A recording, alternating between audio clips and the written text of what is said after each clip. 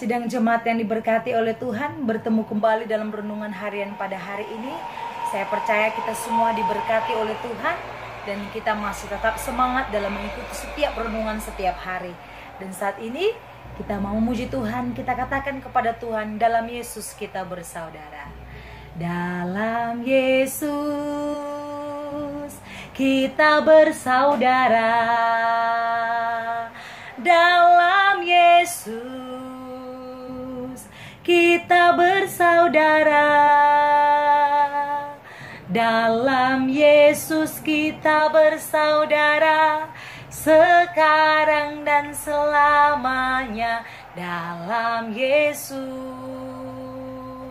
kita bersaudara. Puji Tuhan, saat ini kita mau mendengarkan renungan firman Tuhan. Mari kita membuka Alkitab kita di dalam Roma pasal 16 ayat 1 sampai yang ke-16.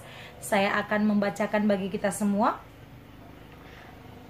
Aku meminta perhatianmu terhadap Febe, saudari kita yang melayani jemaat di Kengrea, supaya kamu menyambut dia dalam Tuhan, sebagaimana seharusnya bagi orang-orang kudus, dan berikanlah kepadanya bantuan bila diperlukannya. Sebab ia sendiri telah memberikan bantuan kepada banyak orang, juga kepadaku sendiri. Sampaikanlah salam kepada Priscilla dan Aquila, teman-teman sekerjaku dalam Kristus Yesus. Mereka telah mempertaruhkan nyawanya untuk hidupku.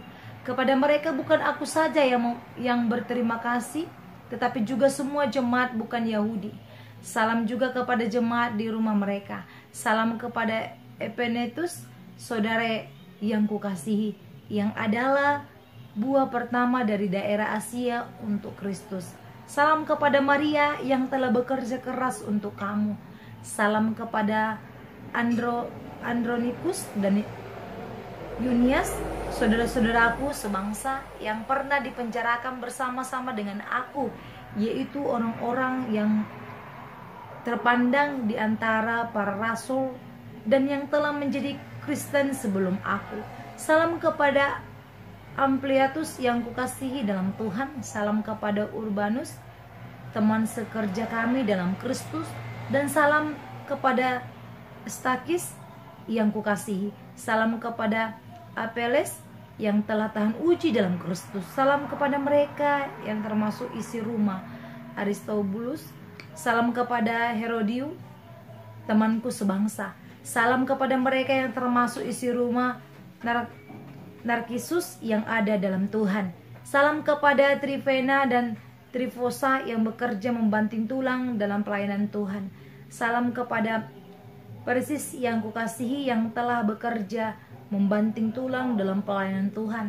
Salam kepada Rufus, orang pilihan dalam Tuhan. Salam kepada ibunya yang bagiku adalah juga ibu. Salam kepada Asinkritus, Flegon, Hermes, Patrobas, Hermas dan saudara-saudara yang bersama-sama dengan mereka. Salam kepada Filologus dan Yulia, Nereus dan saudaranya perempuan, dan Olimpas, dan juga kepada segala orang kudus yang bersama-sama dengan mereka. Bersalam-salamlah kamu dengan cium kudus. Salam kepada kamu dari semua jemaat Kristus.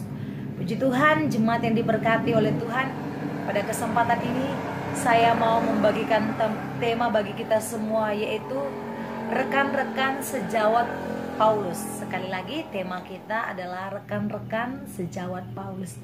Jemaat yang diberkati oleh Tuhan, tadi kita sudah membaca dari ayat pertama sampai ayat yang ke-16. Kita melihat ada beberapa teman-teman, rekan-rekan sejawat Paulus ketika Tuhan percayai dia melayani di berbagai daerah. Jemaat yang diberkati oleh Tuhan, saya percaya bukan cuma Paulus saja yang memiliki rekan-rekan sejawat dalam suatu pekerjaan ataupun dalam suatu pelayanan. Dan saya percaya juga kita jemaat Tuhan yang ada di rumah juga pasti memiliki teman-teman pekerja atau rekan-rekan sejawat yang bisa menjadi partner kita dalam bekerja, yang bisa saling membangun. Demikian juga kita melihat walaupun Paulus saat ini tidak bersama-sama dengan rekan-rekan sejawatnya ketika dia melayani, namun dia tetap mengingat. Dia mengingat orang-orang yang membantu dia. Dia mengingat orang-orang yang membantu dia dalam pelayanan.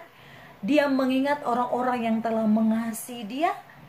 Walaupun mereka saat ini berbeda daerah, berbeda tempat, namun Paulus tidak lupa untuk selalu mengingat mereka dan selalu mengucapkan terima kasih dan membawa mereka dalam doa.